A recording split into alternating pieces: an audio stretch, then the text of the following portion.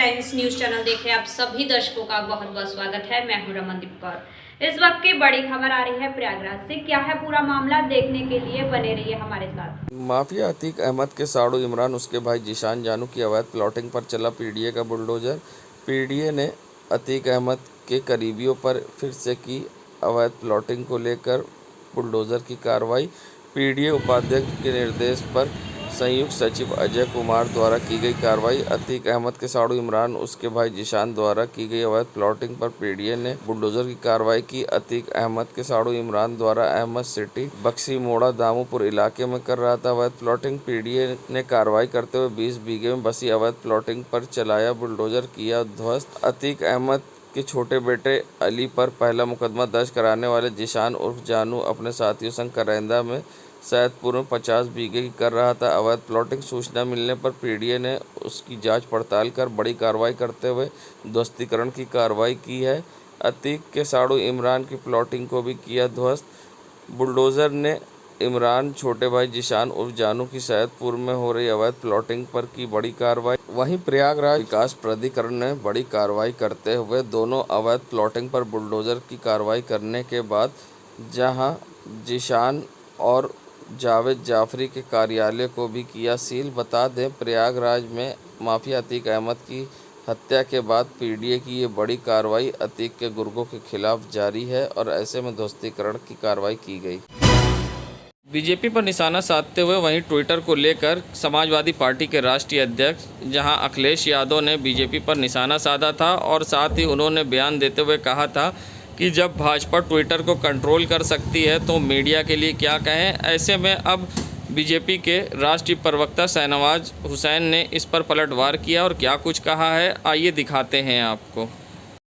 अखिलेश यादव ने एक बयान दिया है कि जब ट्विटर को कंट्रोल बीजेपी कर सकती है तो देश की मीडिया के लिए क्या करना है। देखिए, ये सब बेवजह का बयान ट्विटर के लोग गलतफहमी पैदा कर रहे हैं। कभी सरकार ने कंट्रोल नहीं किया। हाँ, जो लोग देश के खिलाफ भड़काने का काम करते थे, किसान जो देश को बदनाम करते थे, उसको ट्विटर ने खुद ही उन पर निर्णय किया था। अब हटने के बाद कोई क्या कहता है इसका कोई महत्व नहीं। केजरीवाल और अखिलेश यादव की मुलाकात पर निषाद पार्टी के राष्ट्रीय अध्यक्ष संजय निषाद ने निशाना साधा है। साथ ही कहा कि उन्होंने साबित कर दिया है, हम उन्हें धन्यवाद देते हैं कि देश का नेतृत्व सिर्फ मोदी जी कर सकते हैं और किसी पार्टी में दम नहीं है। साथ ही बेरोजगारी और गरीबी के मुद्दे पर साथ ही विपक्ष पर निशाना साधा है और क्या कुछ कहा है विपक्ष पर निशाना साधते हुए संजय निषाद ने, आइए दिखाते हैं। जो नेता बोल रहे हैं उनके हाथ में 30 साल उत्तर प्रदेश की सरकार रही और 70 साल केंद्र की सरकार रही एक पार्टी के पास। कोरोना में पता चल गया कि कितना रोजगार इन्होंने दिया है और किस तरीके से लोग मुंबई और दिल्ली से आ रहे थे रोते बिलखते। आज हमारी सरकार है, यही चाहे वो किसी भी सेक्टर में हो, चाहे विश्वकर्मा सम्मान, चाहे वो हर हाथ को हर काम करने की कोशिश कर रहे हैं।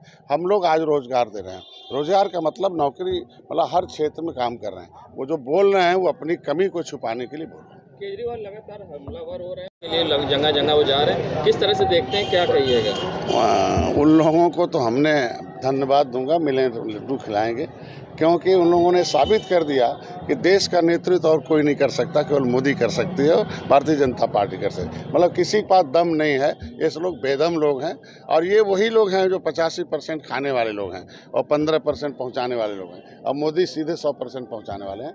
तो हमारे लिए और रास्ता हो गया कि 2017 में सपा बसपा एक हो गई, फिर भी मछुआरा समुदाय मोदी के साथ खड़ा था। आज पूरे देश में मछुआरा समुदाय मोदी के साथ खड़ा। इन लोगों का मटुरे जोगी मठ उजाड़, उसे कोई मतलब नहीं। तो अपनी कमजोरी परोस रहे हैं ना कि हमारे पास जनता नहीं है, हमारे पास ताकत नहीं है, हमारी नीतियों को समर्थन नहीं है। ये विपक्ष का ये प्रदर्शन जो है यही साबित कर रहा है कि उनकी नीतियों के साथ जनता नहीं है, उनके खुद के कार्यकर्ता उनके साथ नहीं है। और आज हम शक्तिशाली इसलिए जनता हमारे साथ है, कार्यकर्ता हमारे साथ। बीजेपी के राष्ट्रीय प्रवक्ता शाहनवाज हुसैन पहुंचे प्रयागराज, जहां उन्होंने बिहार में महागठबंधन को लेकर बड़ा निशाना साधा है। फिर से मोदी सरकार आने की बात कही है। कहा है कि जिस तरह से संतोष मांझी ने रिजाइन किया, इससे गठबंधन पूरी तरह से विफल है और क्या कुछ कहा, ये दिखाते हैं। बिहार में एक मंत्री का रिजाइन हुआ है संतोष मांझी जो जीतन राम मांझी जी के पुत्र हैं, इससे साफ हो गई है ये बात कि बिहार में महागठबंधन में पूरी तरह बिखराव आ गया है। 23 तारीख को विपक्षी दल की बैठक होनी थी और उससे पहले ही बिहार में ही गठबंधन बिखर गया है।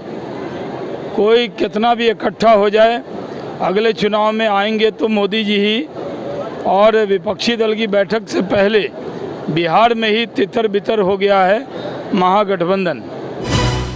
संगम नगरी प्रयागराज, जहां नगर निगम में नगर निकाय चुनाव के बाद मिनी सदन में पहली बार बैठक का आयोजन हुआ, जिसमें इतिहास में पहली बार कार्यकारिणी के 12 सदस्यों को निर्विरोध चुना गया, जिसमें से बीजेपी के 9, समाजवादी के 2 और निर्दलीय 1 को कार्यकारिणी सदस्य चुना गया। बता दें, नवनिर्वाचित महापौर गणेश केसरवानी के देखरेख में चुनाव संपन्न कराया गया। ऐसे में सभासद भी इस मौके पर मौजूद रहे।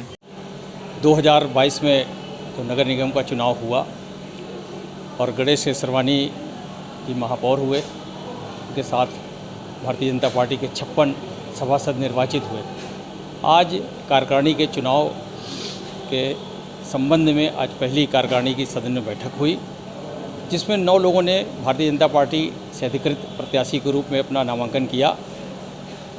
और आज मुमताज़ अंसारी जो कांग्रेस की पार्षद हैं, उन्होंने नाम वापस लेने की वजह से चुनाव प्रक्रिया पूरी समाप्त हो गई। सभी 9 के 9 लोग भारतीय जनता पार्टी के निर्विरोध निर्वाचित हुए। ये बधाई का विषय पात्र हैं और ये बहुत ही ऐतिहासिक दिन है जब आज पहली बार इतिहास में नगर निगम में निर्विरोध पार्षद चुने गए।